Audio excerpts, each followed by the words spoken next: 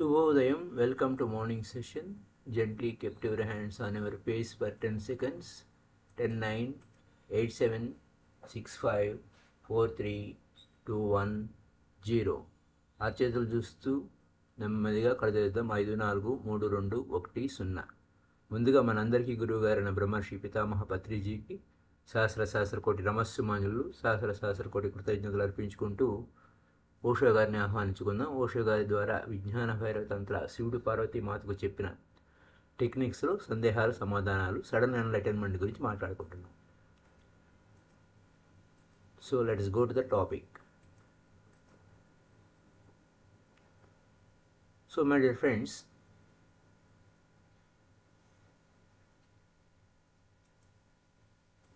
బుద్ధుడు ఏం చెప్పాడు అని అంటే, ఎన్లైటన్మెంట్ గురించి మాట్లాడుతున్నప్పుడు నేను పూర్వం ఎవరినైతే ఎలా అయితే అన్వేషకుడిగా నేను ప్రారంభించానో ఆ విధమైన వ్యక్తిని ఇప్పుడు నేను కాను అన్నాడు. ఇప్పుడు మీ ముందు కనపడేవాడు పూర్వం ఉన్నవాడు కాదు. ఇది ఎంత విచిత్రంగా అనిపిస్తుంది. అదే వ్యక్తి కదా అని మనకు అనిపిస్తుంది. అది అలాగే ఉంటుంది. బుద్ధుడు ఏమన్నాడంటే, నేను ఏ అన్వేషణ కోసమైతే వెళ్ళానో, వెతుకుతూ వెళ్ళాను, అతను నేను కాదు.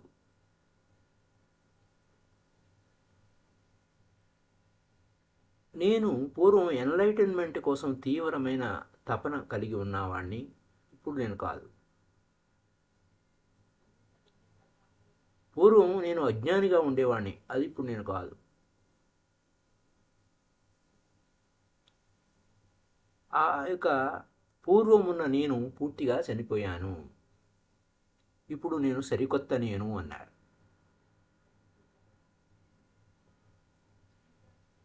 ఆ పాతవాడు పోయాడు, ఆ పాతవాడు ఇప్పుడు లేడు అన్నాడు.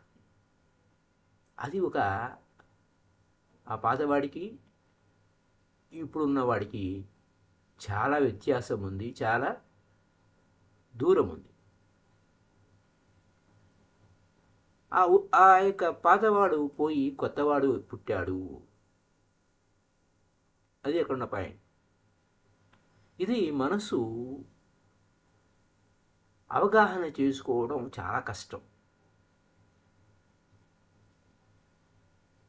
నువ్వు ఎలా అవగాహన చేసుకుంటావు? మనసు యొక్క స్థితి మనసుకు అందనటువంటి మాట్లాడిపోయి బియాండ్ మైండ్ లెవెల్ గురించి ఇక్కడ మనం మాట్లాడుకుంటున్నాం.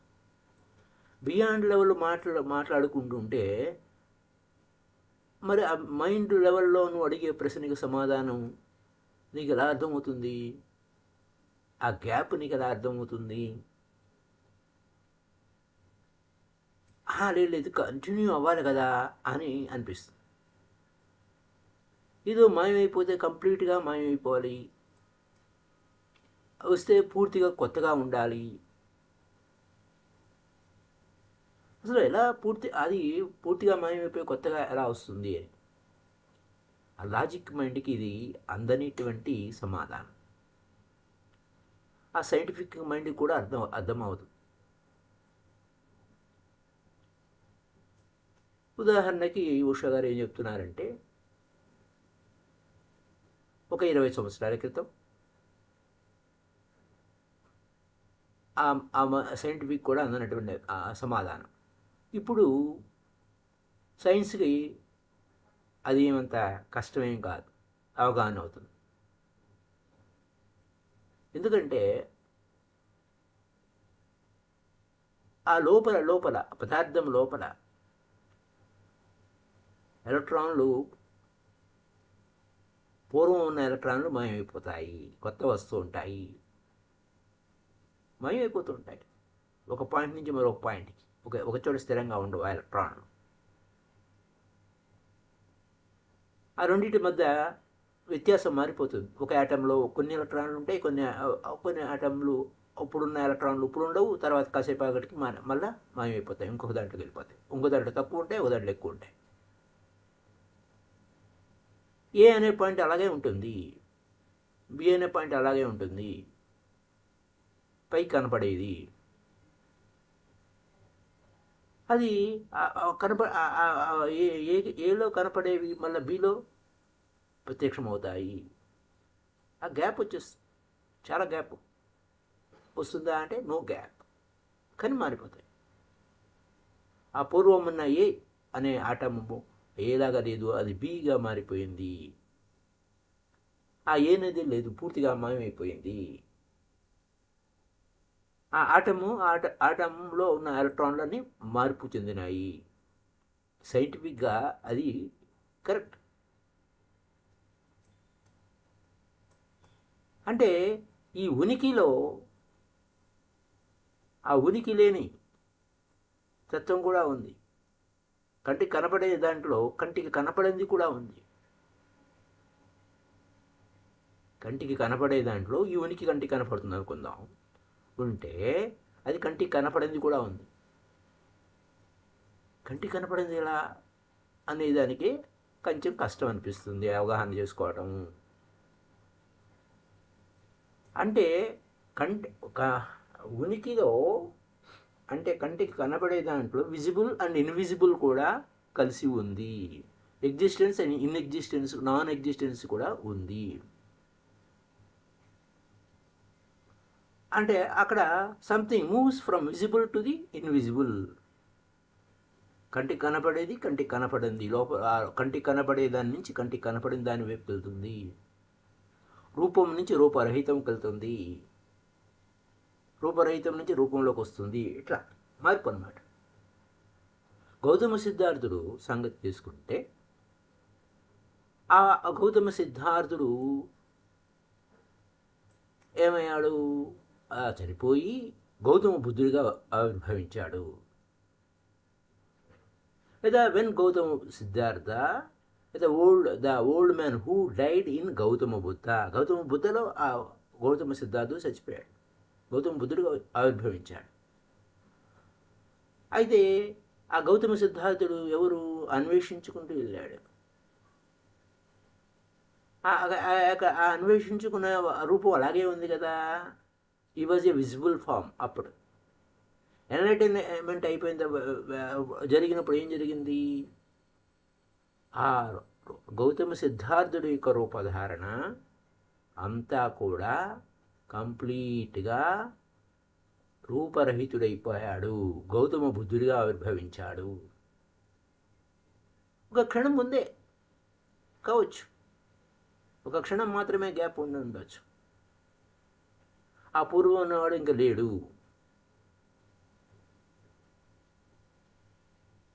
ఆ రూపం రూపరహితమైంది, సరికొత్త రూపాన్ని ధరించింది. ఆ సరికొత్త రూపమే గౌతమ బుద్ధ.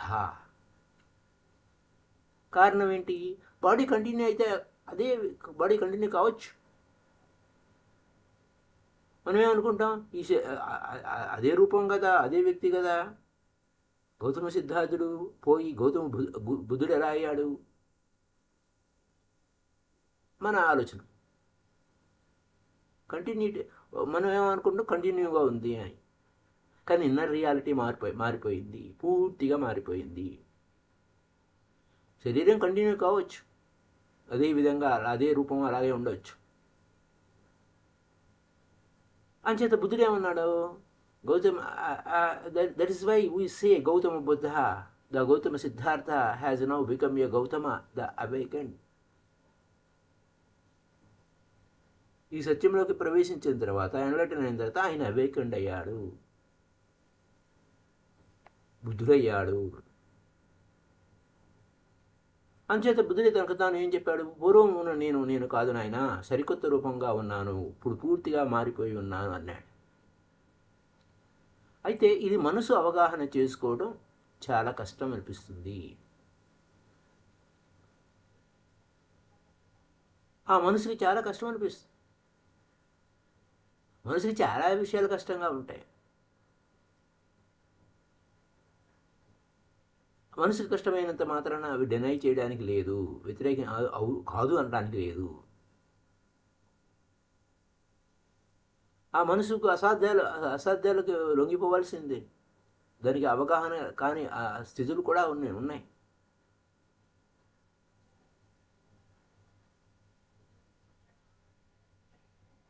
అదే అదే సెక్స్ అనేది మైండ్కి అవగాహన, మైండ్కి లోపడదు. మైండే సెక్స్కి లోపడుతుంది. అది బేసిక్ ఇన్నర్ ఫ్యాక్ట్. అలాగే ఆ inner fact and enlightenment is a discontinuous phenomena. Old ఏ విధంగా ఆ పాతది పోయి కొత్తది తయారైపోతుంది అంతే పూర్తిగా. ఆ పాత నేను పోయి కొత్త నేను పుడతాడు. ద్విజ రెండవ జన్మ. ఇంకో ట్రెడిషన్ ఉంది. ఏమిటి ఆ ట్రెడిషను? Another tradition.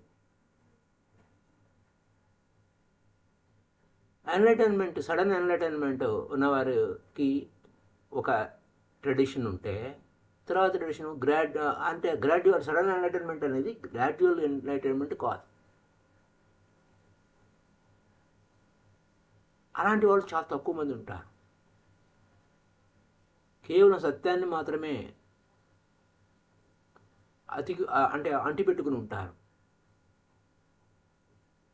కానీ వారు చాలా బహుకొద్ది మంది. వారికి ఆ సడన్ ఎన్లైటన్మెంట్కి పొందేవారి అని అనుసరించే వాళ్ళు చాలా కష్టము. ఎవరు ఉండరు, ఫాలోయింగ్ ఉండదు. అది సడన్ ఎన్లైటన్మెంట్ అన్నమాట. అది సడన్ ఎన్లైటన్మెంట్ అయిన వారిని ఫాలో అవ్వడం కష్టం. ఎందుకంటే మనకు వారి అవగాహనకు అందరు. అవగాహన అందిన వాడిని, తెలియని వాడిని ఆవిడ ఎన్లైటన్ అయ్యాడో లేదో తెలియదు అన్నట్టుగా ఉండేటువంటి డోలాయమాన పరిస్థితిలో ఉన్న మనకు ఆ అవసర వ్యక్తిని ఎలా అనుసరిస్తాం? అది షాకింగ్. లాజికల్ స్ట్రక్చర్కి షాకింగ్, అసంబద్ధం, అసాధ్యం అంటాం. అయితే గుర్తుపెట్టుకోవాల్సిన విషయం ఏంటంటే, నువ్వు లోపలికి వెళితేనే ఈ విషయం అవగాహన అవుతుంది. అది whether the matter or mind. ఆ పదార్థం లోపలికి పోతే ఆ అణువులు, ఆ పరమాణువులు ఎప్పటికప్పుడు మారిపోతున్నాయి, ఎలక్ట్రాన్లు మారిపోతున్నాయి అనే విషయం నీకు తెలుస్తుంది. అలాగే మనసు లోపలికి పోతే బియాండ్ మైండ్ లెవెల్కి వెళ్తావు, చాలా విషయాలు ఎదుర్కొంటావు. అంటే ఆ బాహ్యమైనటువంటి పైపైన ఉన్న మనసుకు అందనటువంటి అనేక రహస్యాలు అంతరంగంగా లోపలికి తెలుస్తాయి. ఒక క్రిస్టియన్ మిస్టిక్ ఒక ఆయన ఉండేవాడు. ఆయన ఏమంటే, ఆయన యోగి, ఆ క్రిస్టియన్ యోగి ఏమనేవాడు, నేను దేవుణ్ణి నమ్ముతాను. కారణం, ఆ దేవుడు వాడికి ఎవరికి అర్థం కానివాడు కాబట్టి నమ్ముతానండి.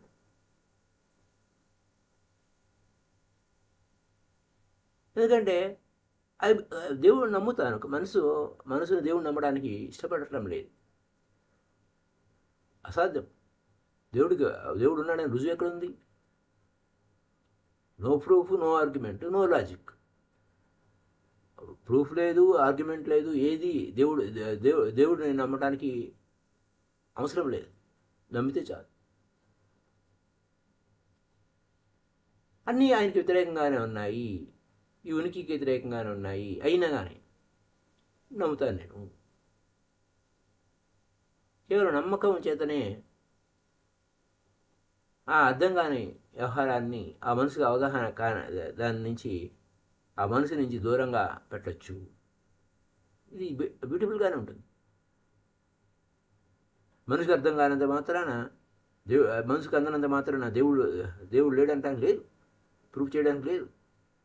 అంచేత దేవుడిని నమ్ముతున్నాను అంటాడు ఆయన. ఎందుకంటే మనసు నుంచి దూరంగా వెళ్ళిపోవాలి. దానికి ఏదో ఊతం కావాలి.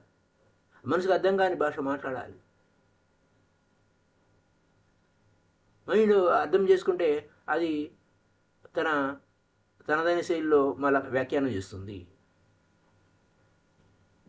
అలాంటప్పుడు ఆ మనసులోనే ఉంటుంది అది వ్యవహారము. ఆ బియాండ్ మైండ్ లెవెల్కి ఎలా వెళ్తుంది? వెళ్ళదు. అంచేత ప్రతి మతము, ప్రతి ఆధ్యాత్మిక సమస్యలు ఇలానే అంటూ ఉంటాయి. ఏదో ఒక ఇది కాదు అని అర్థం కాని వ్యవహారాన్ని చెప్తూ ఉంటాయి.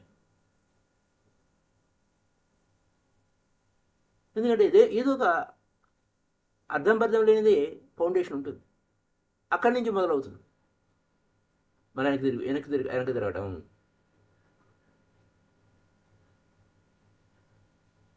అయితే నీకు అర్థం కాకపోతే నువ్వు వెనక్కి తిరిగన్నా రావాలి. నేను నమ్మటం లేదు, నేను వెళ్ళిపోతాను అనాలి.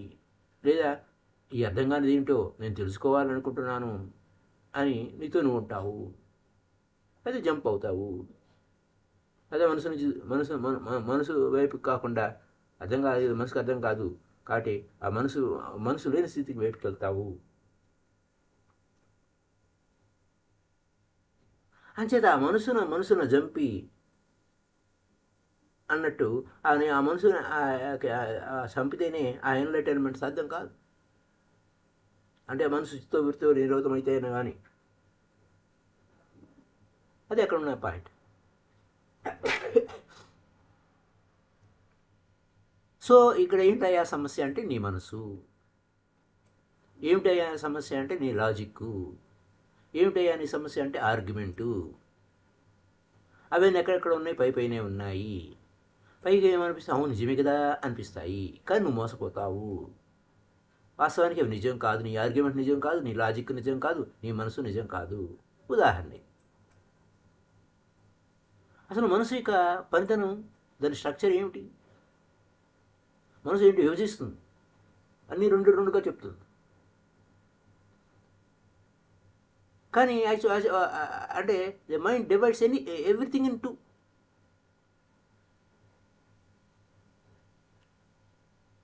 అయితే ఏది డివిజన్ కాని దాన్ని కూడా డివిజన్ చేస్తుంది. అది చెప్తుంది అలాగే. ఈ ఉనికి సర్వస్వం ఏంటి? విభజించడానికి వీళ్ళు కానిది. దాన్ని నువ్వు డివైడ్ చేయలేవు, కానీ మనసు చేసేస్తుంది ఆ పని. ఆ ఉనికి సర్వస్వం అంతా ఇది జీవితము, ఇది మరణము అంటుంది. ఫ్యాక్ట్ ఏంటి? రెండు ఒకటే. అక్కడ బోత్ లేవు. అయితే ఇక్కడ ఏంటి వాస్తవానికి? Your life and death and life రెండు కలిసే ఉన్నాయి. ఉచ్ఛ్వాస జననం, నిశ్వాస మరణం లాగా. They are both alive and dying every moment. ఆ శ్వాస తీసుకుంటున్నప్పుడు నువ్వు పుడుతున్నావు, జీవిస్తున్నావు. శ్వాస నిశ్వాసగా మారిపోయినప్పుడు నువ్వు మరణిస్తున్నావు. గ్యాప్ లేదు. You are both death and life.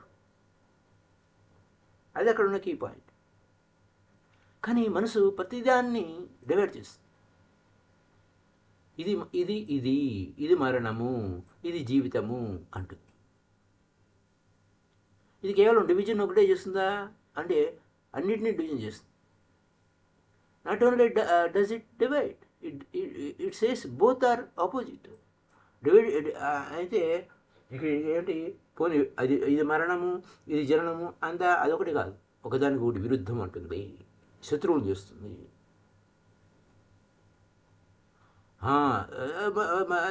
అక్కడేమవుతుంది? ఆ మరణం వలన నీ జీవితం పోయింది అంటుంది. నాశనం అయిపోయింది. చూస్తానికి ఓకే అనిపిస్తుంది, కరెక్టే. ఎందుకంటే ఆ మరణం వేసినప్పుడు ఇంక వాడు జీవించడు, మరణం అయిపోయింది, ఇప్పుడు జీవించడు అని అనిపిస్తుంది నాకు. కానీ లోపలికి వెళ్తే వాడు శాశ్వతంగానే ఉన్నాడు. అది మనసుకు అతీతమైన స్థితికి వెళ్తేనే. ఏ మరణం నిన్ను నీ జీవితాన్ని నాశనం చేయలేదు, నీ లైఫ్ని, నీ ప్రాణాన్ని పోగొట్టలేదు.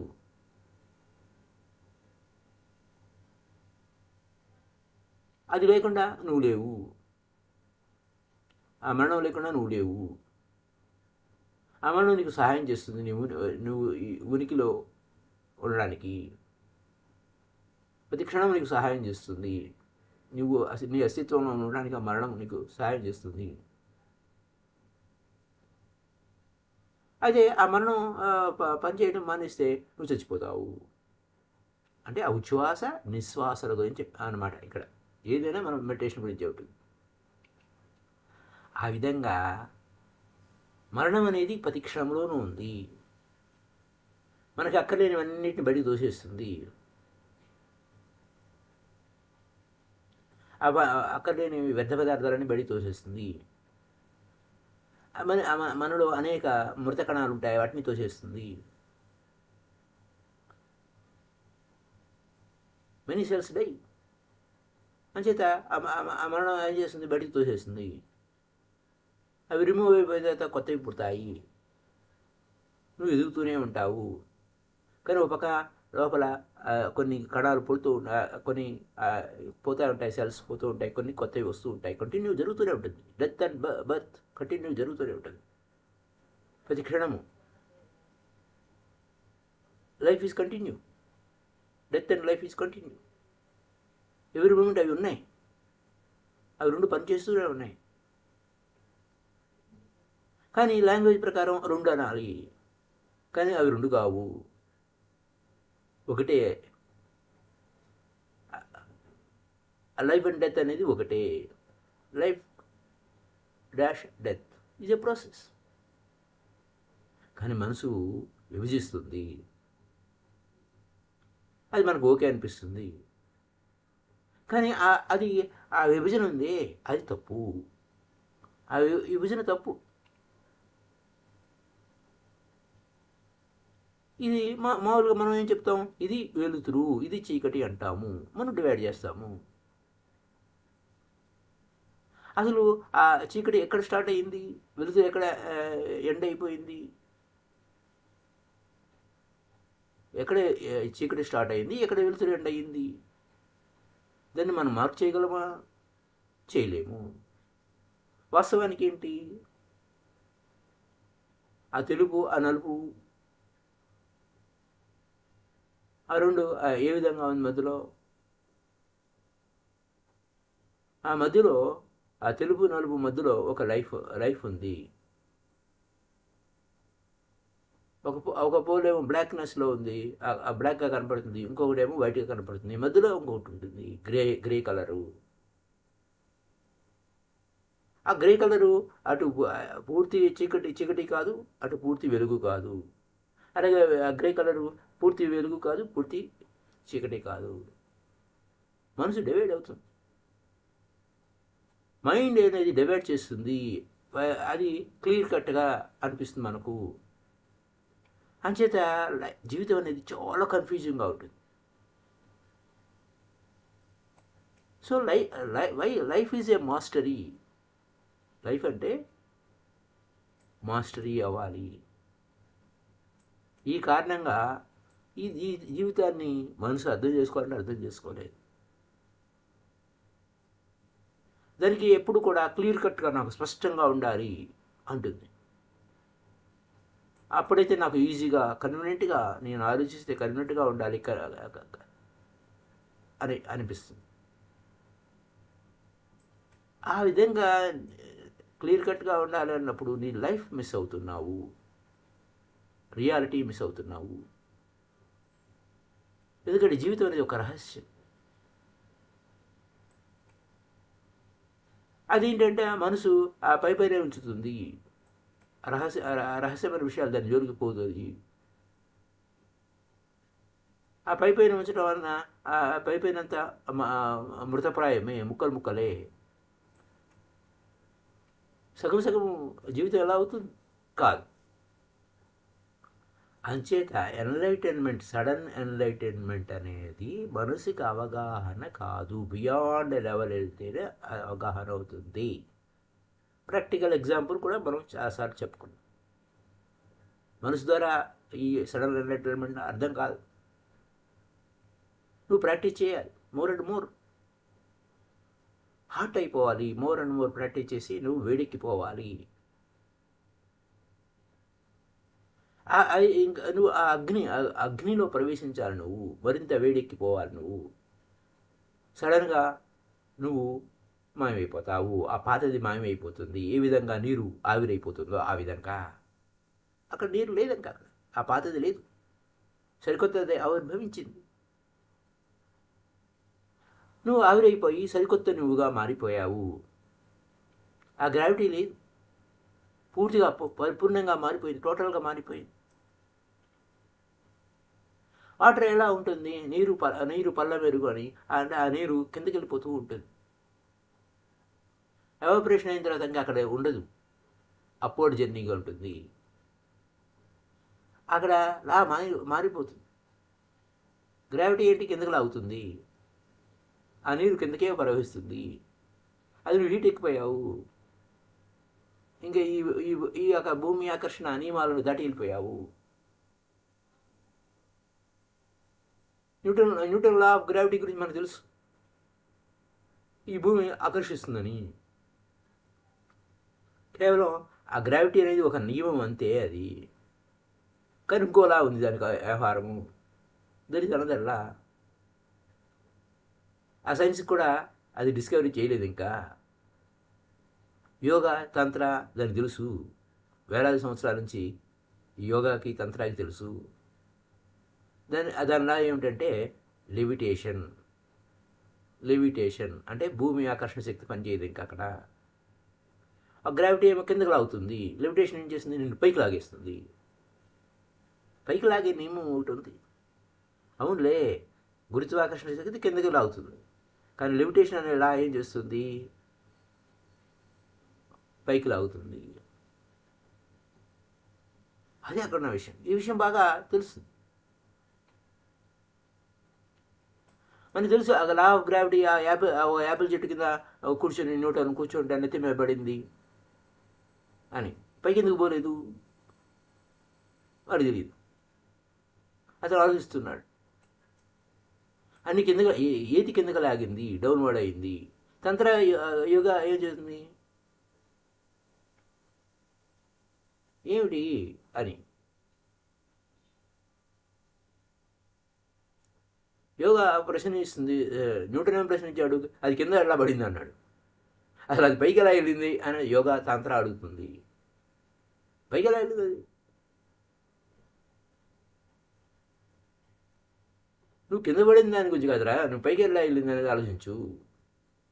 అది ఆ యోగా కానీ తంత్ర కానీ ప్రశ్న. ఆ చెట్టు ఉంది, నువ్వు విత్తనం విత్తావు, అది పైకి ఎలా వెళ్ళింది? పైకి ఎవరు పీకే దాన్ని? పైకి అలా లాగేశారు. దాంట్లో యాపిల్ దానికి ఎలా యాపిల్ ఎలా వచ్చింది పైకి? పూర్వం యాపిల్ లేదు కదా, ఆ విత్తనంలో దాక్కుని ఎలా ఉంది? అక్కడ దాక్కుని అలా పైకి అప్వర్డ్ జర్నీ ఎలా వెళ్ళింది? ఓవర్ జర్నీ అంత పైకి ఎలా వెళ్ళింది?